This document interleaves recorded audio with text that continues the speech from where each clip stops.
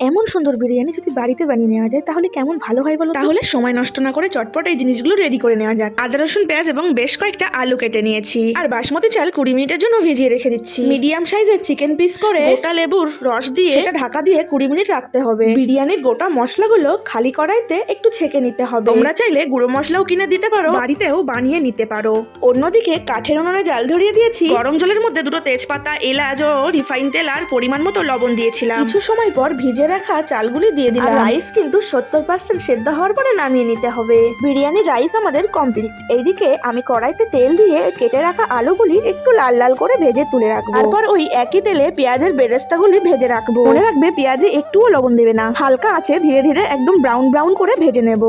দোকানের মতো কিন্তু নয়, ঘরোয়া স্টাইলে চিকেনগুলি রান্না করে নেব। চিকেন রেসিপিটা আর দেখালাম না। 150 গ্রাম উষ্ণ গরম দুধে একটু কেশর, সাথে 2 মুটকি মাপের রোজ ওয়াটার আর কেওড়া ওয়াটার মিশিয়ে নেব।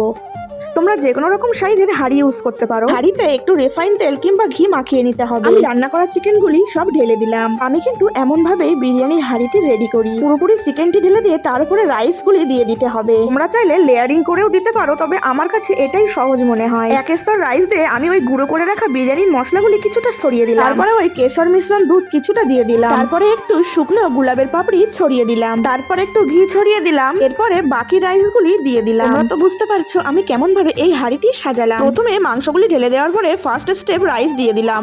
দেন তারপরে কিছু মশলা দেওয়ার পরে সেকেন্ড স্টেপ রাইস দেওয়ার পরে সেখানে আবার আলুগুলি সাজিয়ে দিয়ে ওই বেঁচে থাকা মশলা, কিছুটা দুধ ও ঘি, আর লাস্টে ফিনিশিং এর জন্য ওপর থেকে চিকেন গ্রেভিগুলি আমি ছড়িয়ে দিলাম। আর ভেজে রাখা পেঁয়াজ বেরেস্তা কিন্তু একদম দিতে ভুলবে না। বিরিয়ানির ডেকোরেশনটা কিন্তু আমার কাছে বেশ ভালো লাগছে। তোমাদের কেমন লাগলো তা কিন্তু জানিও। এবং লাস্টে আরো কিছু ঘি উপর থেকে ছড়িয়ে দিতে হবে।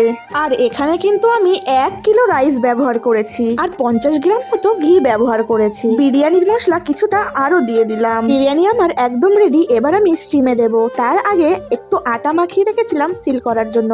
সিল প্যাক করার আগে আমি একটু মিঠা আতর দিয়ে দিলাম সেন্টের জন্য। সুন্দর করে ঢাকনাটি আটকে দিলাম। এমন ভাবে আটকাতে হবে যেন কোনোভাবে স্টিম বেরিয়ে না যায়। মিডিয়াম আছে 15 মিনিটের জন্য স্টিম বসিয়ে দেওয়া হলো। 15 মিনিট পর হাঁড়ি নামিয়ে যখন আমি হাঁড়ির ঢাকনা খুলে দেখলাম, ঠিক কালারটা জাস্ট ওয়াও হয়েছে। আর এর গন্ধটা না জাস্ট গাইস অসাধারণ ছিল। হলো তো প্রায় কিন্তু দোকানের মতোই হয়েছে। জানুয়ারি মাস পড়ার থেকে বিরিয়ানির জন্য মনটা কেমন যেন হচ্ছিল।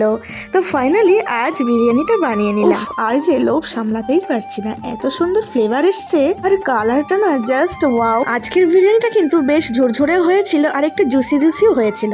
ভিডিওটি কেমন লাগলো তা কিন্তু লাইক কমেন্টের মাধ্যমে জানিয়ে যেও। বিরিয়ানি প্রেমীদের কমেন্টের জন্য অপেক্ষায় রইলাম।